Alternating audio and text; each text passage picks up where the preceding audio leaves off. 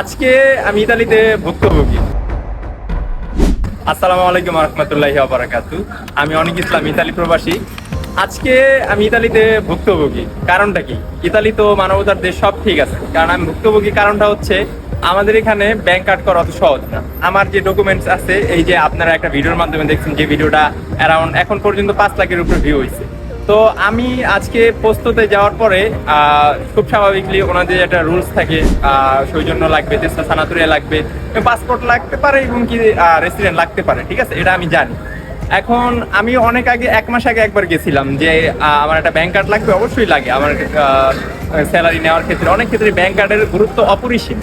তো পরে আমি যাওয়ার পরে একজন মহিলার কাছে টোকেন নাম্বার নিয়ে নিয়ম অনুযায়ী গেলাম। যাওয়ার পরে উনি বলতেছে যে দেখো, তোমার রেসিডেন্ট নাই আর পাসপোর্ট নেই, তার কারণে তোমার অপেক্ষা করতে হবে। তো আমার মাথায় সময় ঢুকে গেছে, ঠিক আছে আমি রেসিডেন্ট বানাই, রেসিডেন্ট বানানোর পরেই পাসপোর্ট আমার